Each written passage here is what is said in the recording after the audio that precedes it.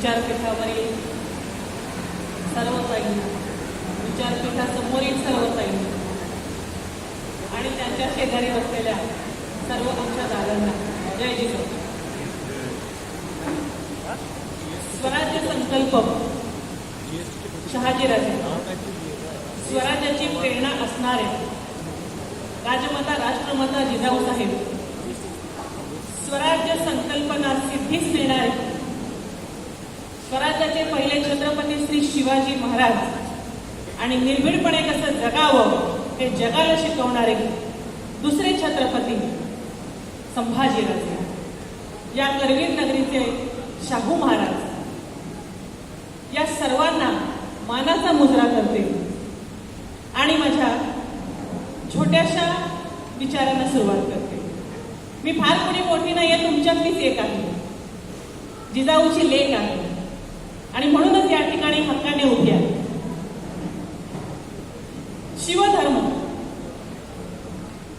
शिवधर्माची स्थापना झाली कधी झाली तर जिजाऊंचा जो जन्मोत्सव आहे 12 जानेवारी 1598, याच्या बरोबर 400 वर्षानंतर 12 जानेवारी 1998ला या ठिकाणी घोषणा करण्यात आली.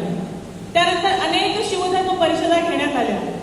डॉक्टर आह साळुंखे, गंगाधरजी बनबरे सर, त्याचप्रमाणे आदरणीय पुरुषोत्तमजी खेडेकर साहेब, रेखाताई खेडेकर साहेब, अनेक मराठा समाजातील विचारवंतांनी विचार मंथन करून वेगवेगळ्या जिल्ह्याच्या ठिकाणी, गावाच्या ठिकाणी, शहराच्या ठिकाणी, तालुक्याच्या ठिकाणी शिवधर्म परिषदांचं आयोजन केलं आणि 2005 साली शिवसंकल्प दिन मातृतीर्थ सिंदखेड राजा येथे सर्वांच्या साक्षीने, जवळजवळ 10 लाख स्त्री पुरुषांच्या साक्षीने सर्वांनी प्रतिज्ञा केली की आम्ही शिवधर्माचं पालन आजपासून करू. हा शिवधर्म आहे तरी काय?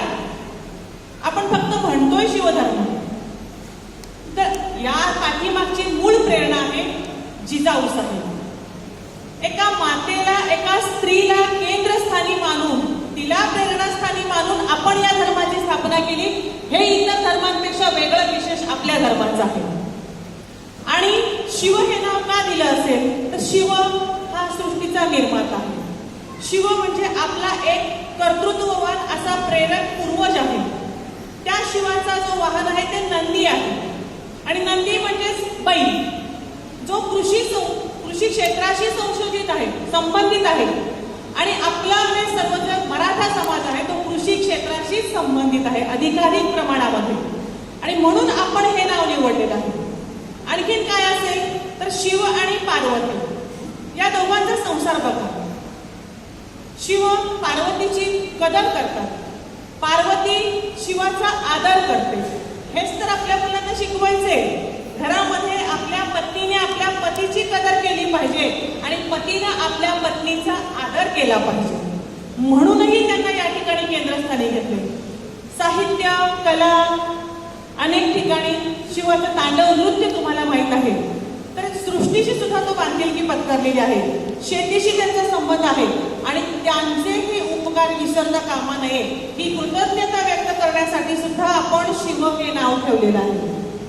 दुसरा मुद्दा असा येतो की शिव हे नाव छत्रपती शिवाजी महाराजांचं सुद्धा आहे.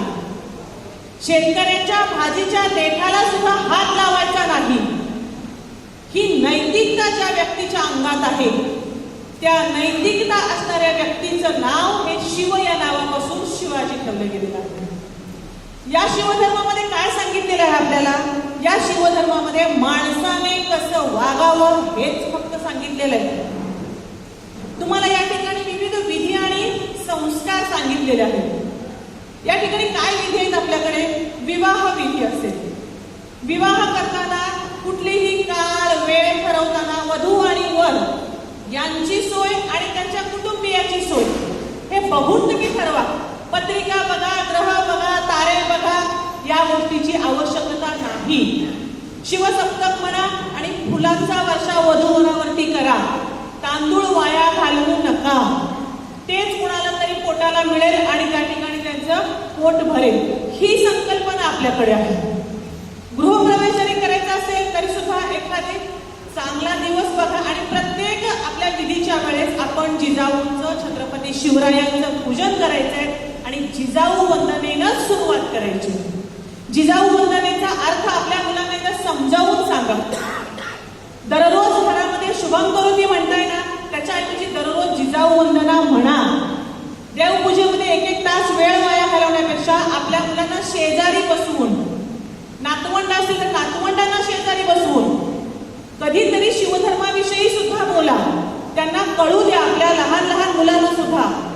जसं तुम्ही बघा इतर समाजाचे लोक आपल्या छोट्या मुलांना शेजारी बसवून मंत्र, स्तोत्र, श्लोक शिकवतात, तसं आपण आपल्या मुलांना शेजारी बसवून शिवधर्मातील महत्वाच्या घटना, महत्वाच्या गोष्टी आणि या ठिकाणी मी सांगितल्याप्रमाणे जिजाऊ वंदना ही दररोज म्हणायला लावलीच पाहिजे आणि त्यातील विचार सुद्धा आत्मसात केले पाहिजे. नुसती पोपटपंची करून उपयोग नाही, तर ते आपण आत्मसात सुद्धा त्या ठिकाणी केलं पाहिजे.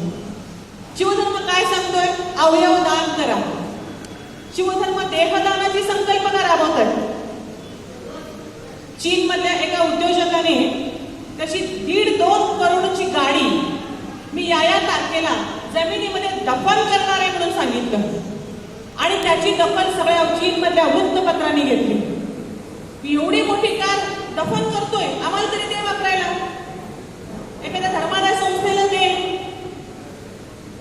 रुग्णवाहिका म्हणून वापरू दे, पण दफन का करायचे? आणि त्याने तो दिवस ठरवला आणि सांगितलं की मी आज या दिवशी आता मी दफन करणार आहे. मोठाच्या मोठा घरासमोर खड्डा खणला गेला. वार्ताहर गोळा झाले, छायाचित्रकार गोळा झाले आणि उत्सुकता की नवी कोरी कार दफन कसा करतोय हा. आणि सगळे गोळा झाल्यानंतर त्याने पुन्हा नवीन त्या गोष्टीमध्ये ट्विस्ट आणलं आणि सांगितलं की आता माझा विचार रद्द झालेला आहे, कॅन्सल, आता मी दफन करणार नाही गाडी माझी. का? तर मला जगाला दाखवून द्यायचं होतं की आपण आपल्या शरीरातले जे अवयव आहेत ते मृत्यूनंतर असे दफन करून वाया घालवतो, तर तेच अवयव आपण जर इतरांना दिले, दान केले, डोनेट केले, तर ते इतरांच्या शरीरामध्ये राहतील आणि आपल्या मरावीपर्यंत इतकी रूपे उरावे त्या तत्वाप्रमाणे चिरंतन राहतील, दुसऱ्यांना जीवदान देतील. तर हे या ठिकाणी महत्वाचं आहे. अंधश्रद्धेला विरोध केलेला आहे आपण. श्रद्धा जरूर असावी. श्रद्धा आणि अंधश्रद्धेच्या मध्ये एक पुसटशी रेषा असते, मात्र ती रेषा आपण ओलांडायची नसते. तर आपली ज्याच्यावरती श्रद्धा असेल, ज्याच्यावरती श्रद्धा असेल, त्या देवतेची, त्या आपल्या जिजाऊची आपण त्या ठिकाणी अर्चना करावी. परंतु जिजाऊंना देव स्वरूप देऊ नका. त्या स्त्री आहे हे आपण ध्यानात ठेवलं पाहिजे त्या ठिकाणी. हेच आपल्याला शिवधर्म सांगतोय. शिवधर्म आणखीन काय सांगतो आपल्याला? पर्यावरण रक्षण करा, पर्यावरणाशी नाळ जोडा, झाडं लावा, झाडे वाचवा, झाडे जगवा, तर आपण जगणार आहोत. कोरोनाच्या काळामध्ये ऑक्सिजन विकत घेऊन आपल्यातले काही जण जिवंत राहिलेले आहेत, तर काही जणांना तो ऑक्सिजन सुद्धा मिळाला नाही. सोलापूरमध्ये पण अशी अवस्था होती, या हॉस्पिटलमधला ऑक्सिजन संपला, पेशंट उचला तिकडे न्या, तिथला ऑक्सिजन संपला, पुन्हा पेशंट इकडे आणा. आणि जो ऑक्सिजन आपल्याला फुकट मिळतो त्याची आपल्याला किंमत नाहीये. तर आपण जर वटसावित्रीची पौर्णिमा करत असू तर वटसावित्रीची पौर्णिमा साजरा करताना वडाचं झाड एकमेकींना द्या, मात्र फांद्या तोडून आणून कुंडीत लावून त्या वडाला फेऱ्या मारत बसू नका. तर खऱ्या अर्थाने आपण पर्यावरण रक्षण करणार आहोत. आणि हेच आपल्याला जिजाऊ शिवधर्म आपल्याला शिकवतो.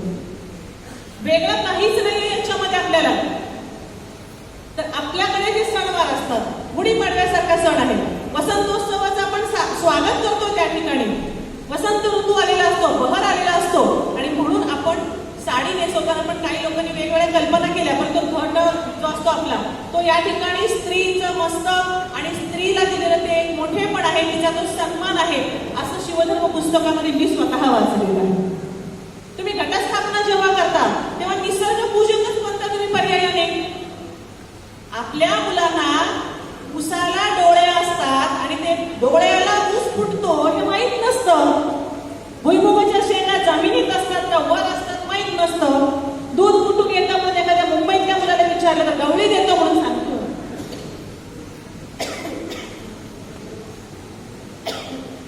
याचा अर्थ काय होतो की आपण आपल्या मुलांना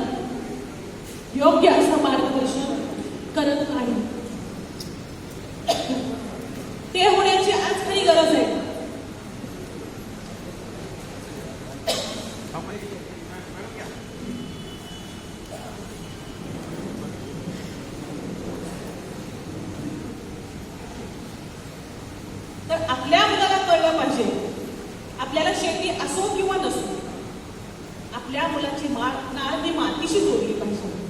माती, माता आणि देशमाता या तिघांना आपण कधी आयुष्यात नाही विसरलं पाहिजे. कारण आपण जर यांना विसरलो तर आपल्या आयुष्याची किंमत शून्य होऊन जाईल. देश असेल तरच आपल्याला किंमत आहे, देश नसेल तर किंमत नाही. आपल्या आईची किंमत जी मुलं ठेवणार नाही त्या मुलांना खरोखरच समाजामध्ये काही किंमत नसते. काही ठिकाणी म्हटलं जातं की वडिलांनाही किंमत आहे, वडिलांनाही तेवढीच किंमत आहे, वडील तेवढेच मोलाचे आहेत, परंतु तरीही आईला का आली किंमत. तर एका साधूने एका मुलाला सांगितलं की आईला का किंमत आहे, तर एक 9 किलोचा दगड घे आणि पोटाला बांध आणि सकाळपासून संध्याकाळपर्यंत फक्त फिर. तो मुलगा अवघा 1 तासभर इकडे तिकडे फिरला आणि नंतर म्हणाला की काय काम लावताय तुम्ही मला हे असं, शक्य नाही मला घेऊन फिरणं. तेव्हा त्या साधूने सांगितलं की अरे 9 महिने 9 दिवस आई तुला पोटामध्ये घेऊन फिरते, एकदा तरी तक्रार करते का रे ती?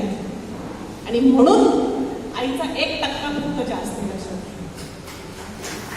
आणि स्त्रीला महत्व या आपल्या समाजाने दिलेले, अधिक सगळ्या समाजापेक्षा सुद्धा आपल्या या शिवधर्माने मातेला, मातृत्वाला जास्त महत्व दिलेले आपल्याला. आणि म्हणून शिवधर्म श्रेष्ठ असं मला स्वतःला सुद्धा वाटतं.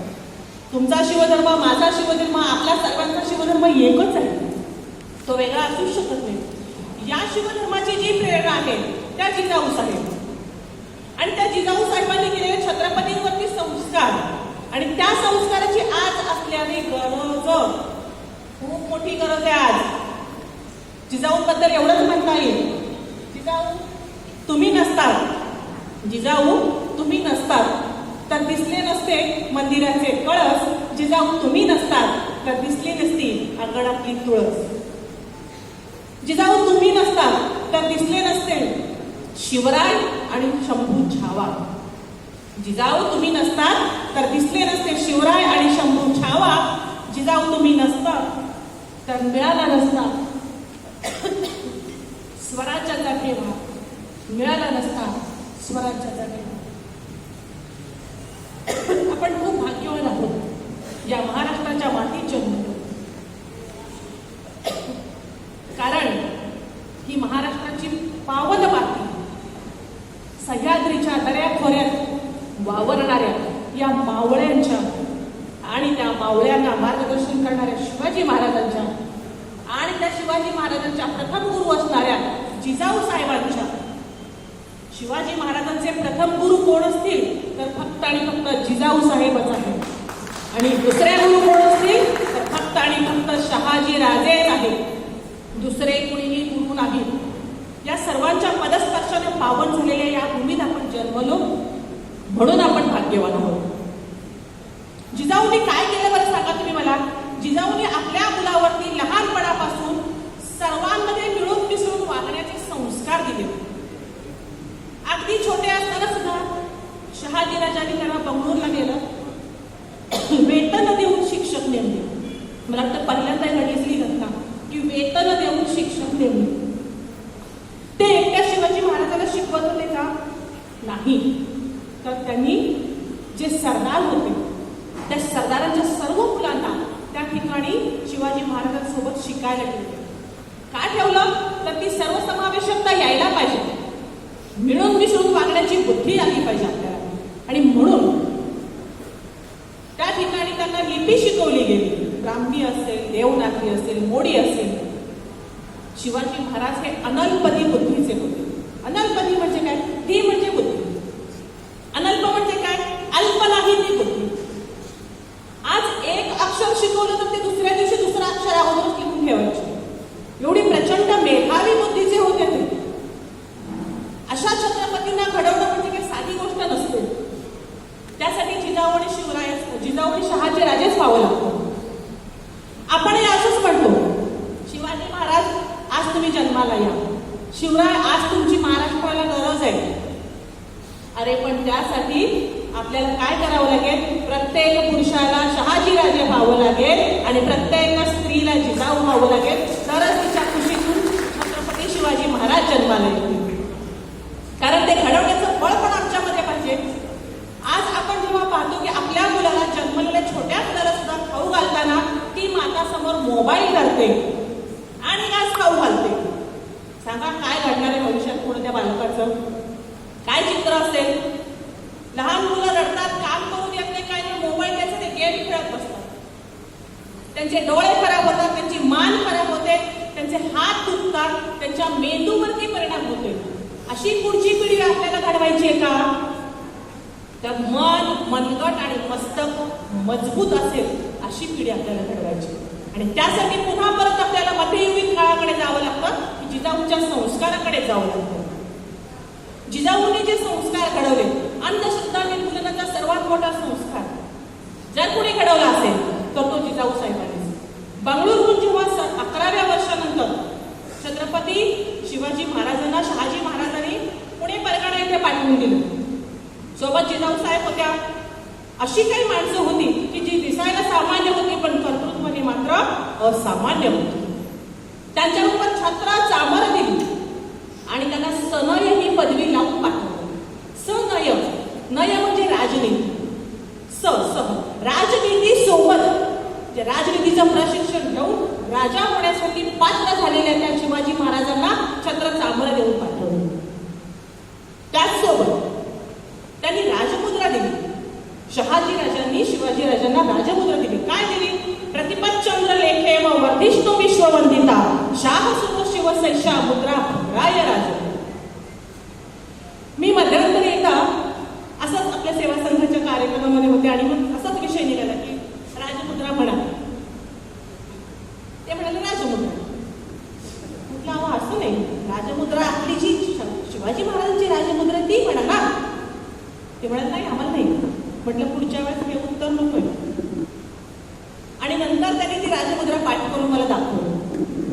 हे पण मी अभिमानाने सांगतो, कारण आपल्याला पण कळलं पाहिजे त्या राजमुद्रेचा अर्थ काय. प्रतिपदीच्या चंद्रकोरीप्रमाणे जशी ती चंद्रकोर वाढत जाते तसं शहाजी पुत्र शिवाचं राज्य सुद्धा वाढत वाढत वाढत जावो असं त्या राजमुद्रेचा. आपण आपल्या मुलांची नावं ठेवताना पण अशी नावं ठेवली पाहिजे की लोकांनी नावं नाही ठेवली पाहिजे. त्या नावातून काहीतरी चांगला अर्थ निघाला पाहिजे, तरच त्याचा उपयोग आहे. त्या जन्माला आलेल्या बाळाला माहीत नसतं मी काय करणार आहे, पण त्या नावाप्रमाणे त्याला आपण घडवण्याचा मात्र निश्चितपणाने प्रयत्न करू शकतो. स्त्रीचा आदर कसा करावा? वयाच्या 12व्या वर्षी रांझाच्या पाटलाचा चौरंग करणारे आपले छत्रपती शिवाजी महाराज.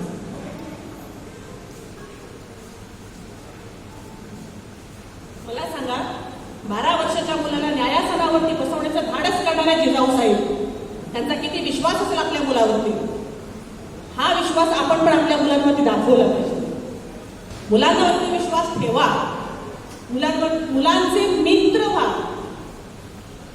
आजकाल एक नवीन फॅड निघाले समाजामध्ये, गर्लफ्रेंड आणि बॉयफ्रेंड. मी शिक्षण क्षेत्रात असल्यामुळे मला फार त्याचा अनुभव येतो. मी सगळ्या पालकांना सांगते की मुलीचा पहिला बॉयफ्रेंड हा तिचा बापच असला पाहिजे आणि मुलाची पहिली गर्लफ्रेंड त्याची आई असली. मान तुम्ही मित्र तुमच्या मुलांचे. आपण कौतुकाने सांगतो, मी घरात गेलो ना सगळे चिडचिप असतात. हा भूत वगैरे का आपण राक्षस आहोत ना? पूर्वीचा काळ गेला ना तो. आता मित्र बना. तुम्ही तुमच्या ऑफिसमध्ये, तुमच्या कार्यालयामध्ये तुम्ही दिवसभर काय केले हे संध्याकाळी एकत्रित बसून गप्पा मारा, मुलांना सांगा आणि तुमच्याही मुलांना बोलतं करा. म्हणजे त्याच्या शाळेत काय घडले, तिच्या शाळेत काय घडले तुम्हाला ताबडतोब कळेल. आणि आपली मुलगी, आपला मुलगा कुठल्या दिशेने चाललेला आहे याचंही भान आपल्याला येईल. लक्षात घ्या, पनवेलपासून 9 किलोमीटरवरती प्रबळगड आहे. त्या प्रबळगडाचा आदिलशहाचा एक सरदार होता, केसरी सिंह नावाचा. त्या प्रबळगडावरती अतिशय धन दौलत संपत्ती होती.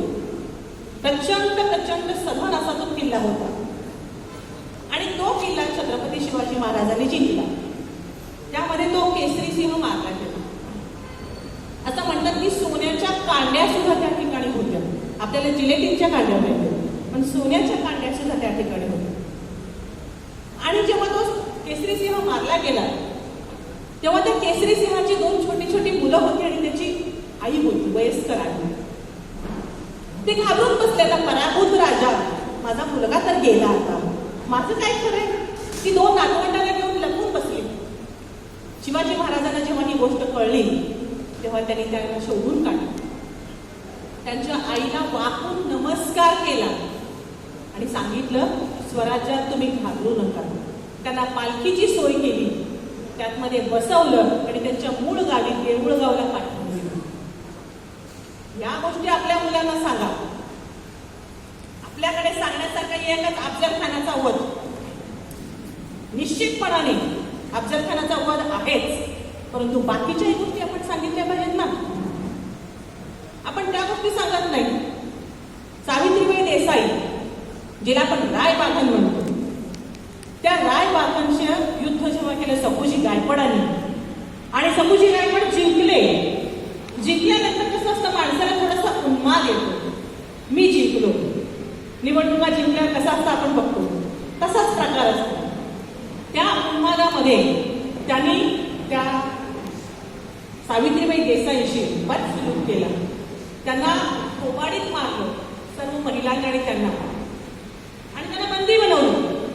ज्या वेळेस छत्रपती शिवाजी महाराज किल्ल्यावरती आले तेव्हा त्यांना ती गोष्ट कळली. तिने तक्रार केली, तुमच्या सरदाराने आमच्याशी बद सुलूक केलेला आहे. महाराजांना ते आवडलं नाही. त्यांनी ताबडतोब आज्ञा दिली, त्या सपूजी गायकवाडचे 2 डोळे काढून टाकले. मला वाटतं इतिहासातली पहिली गोष्ट अशी असेल की किल्ला जिंकून देणाऱ्याचे डोळे काढले गेले त्या ठिकाणी. ते लक्षात घ्या. कारण सांगते की कुठल्याही स्त्रीचा अपमान करायचा नाही, तिचा आदरच केला पाहिजे आणि तिला तिचं राज्य परत देऊन तिला रायबागन ही पदवी दिली त्या ठिकाणी. हे आपण शिकलं पाहिजे. हे संस्कार आपण आपल्या मुलावरती केले पाहिजे. आपल्या मुलांच्या हातात पुस्तकं द्या, पुस्तकाने मस्तक सशक्त होईल आणि मस्तक सशक्त झालं ते कुणापुढे झुकणार नाही. ताकदीने जगायला शिकवलं. आपल्या मुलाला कुठलाही उद्योग करायला लाजू देऊ नका. एक छोटंसं उदाहरण सांगते, बराच वेळ तुमचा तरी, की 3 मित्र होते. त्यातला एक मित्र डॉक्टर होता, एक शिक्षक होता आणि एक शेतकरी. खेडेगावातली गोष्ट आहे. शिक्षक मित्र शहरात शिकली होती. हा आपला दुसरा जो मित्र होता कमी शेतीचा होता, जास्त शेती नव्हती, सर्वसाधारण म्हणजे अतिशय गरीब. आपल्या भारत समाजातली ग्रामीण भागातील स्थिती जशी असते तशी तिघाही मराठ्याची. आणि मग शेवटी असं ठरलं की त्याला काही त्याचा उद्योगधंदा काढून देऊ. मग त्यातल्या एका मित्राने सांगितलं की गावात काय हॉटेल वगैरे नाही आहे तर तू हॉटेल टाक. विशेष म्हणजे त्याचा वय त्यावेळेस होतो 35 ते 40. तो गृहस्थ एकदाही हॉटेलात जेवायला गेलेला नव्हता. त्याने हॉटेलात कधीही जेवण केलेलं नाही.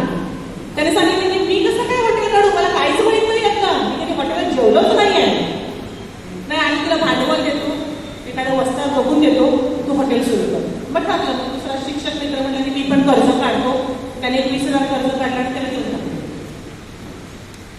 ज्याला तरी माहित नाही त्याला हॉटेल काढलं. मग गावात 4 लोक बसतात, बघा आता हे का बचत व्हायला लागली. हेटाळणी करून आपलेच लोक आपल्याला बोलतात. आता काही का बचत होणार तुम्ही, आता हॉटेलात काय ताटत होणार तुम्ही. परंतु त्याने न लाजता सुद्धा त्या ठिकाणी तो उद्योग व्यवसाय केला आणि हळूहळू त्याने शेती घेतली, घर बांधलं आणि एका बँकेचा तो त्या ठिकाणी डायरेक्टर झालेला आहे. ही सत्य कथा आहे. त्याच्यामध्ये एकही अक्षर खोटं नाही. आमचे सर साक्षील आहेत, त्या सरांचे मित्र आहेत. म्हणजे या गोष्टी आपण लक्षात ठेवल्या पाहिजे की आपण जे इतर समाजाचे चांगले गुण आहेत ना ते एकत्र घेऊयात. आपल्या पण समाज बांधवांना आपण थोडासा हातभार लावूयात. आपण बघूयात आजूबाजूला कोण ग्रॅज्युएट मुलं आहेत, कोण 12वी पास मुलं आहेत, त्यांना काय उद्योग व्यवसाय करते, त्यांना बोलवून आणून आपण त्यांना पायावरती उभं करूया. जेणेकरून आपले बघा, गरीब असणं हा गुन्हा नाही, परंतु गरीब राहणं हा मात्र 100% गुन्हा आहे असं मी स्वतः या ठिकाणी मानते. आणि म्हणूनच जिजाऊंच्या विचाराने, छत्रपती शिवाजी महाराजांच्या विचाराने आपण चालूया. प्रत्येकाने एवढंच ठरवूयात आपण या ठिकाणी की स्वतःसाठी जगला